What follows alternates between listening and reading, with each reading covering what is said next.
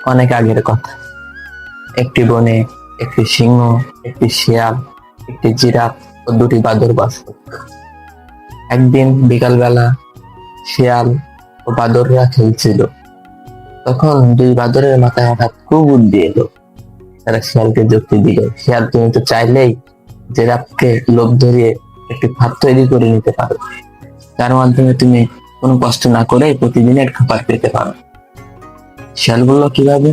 বললো তুমি তাকে যে কোনো ভাবে একটি গর্ত খোলার জন্য রাজি করবে, সে একটি লম্বা গর্ত করে দেবে, আমরা তোমাকে সেই গর্তের উপরে বিভিন্ন গাছের ডালপালা দিয়ে ঢেকে দিতে সাহায্য করব। যখন বন্য শুকর, মুরগি ওই গর্তের উপর দিয়ে যাবে তখন তারা নিচে পড়ে যাবে, প্রতিদিন ওখান থেকে তাজা মাংস পাবে। শিয়ালের তাদের বুদ্ধিটা খুব ভালো লাগলো। সে জিরাফকে বিভিন্ন ফলের লোভ ধরিয়ে একটি গর্ত খুলে নিল। সে গর্তের উপর বাদলরা ডালপালা দিয়ে দিল। তখন শিয়াল সম্পূর্ণ করে রাতে ঘুমালো। রাত্রেবেলায় কিছু বুনো মুরগি সেই রাস্তা দিয়ে যাচ্ছিল একদম, তারা হঠাৎই তার নিচে পড়ে গেল, সেই ফাঁদে আটকা পড়লো। সকালবেলা শিয়াল তো এসে দেখে খুবই খুশি, কিন্তু সে ভিতরে নামলো ওগুলো খাওয়ার লোভে। তারপরেই মনে পড়লো এই গর্তটা এতটাই গভীর যে সে উঠবে কিভাবে। তখন বাদর গুলো এলে খেকি করে হাঁটছে। জিরাফ দেখেও কিছু বুঝছে না, কি করবে, জিরাফ তো চাইলে তাকে তুলতে পারবে না।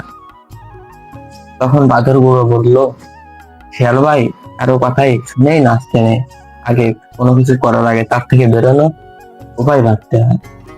বাদর গুলো গাছের বাকল দ্বারা একটি রশি তৈরি করে সেটা ওই গর্তে ফেললো, গর্তে ফেলে শিয়ালকে তুললো।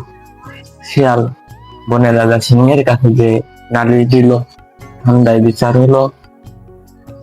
শিয়াল এখানে সম্পূর্ণ দোষ বাদরদের দিল।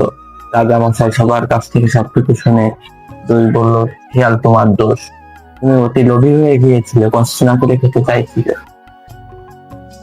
এখানে শিয়ালকে দোষী করে 3 দিন বনের বাইরে পাঠিয়ে দেওয়া হলো।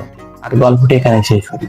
গল্পটির মূল কথা হলো যে কোনো কাজ কারো কথায় নিজে করতে নেই, করার আগে ভাবিয়া করিয়া কাজ, করিয়া ভাবিও না। আসসালামু আলাইকুম।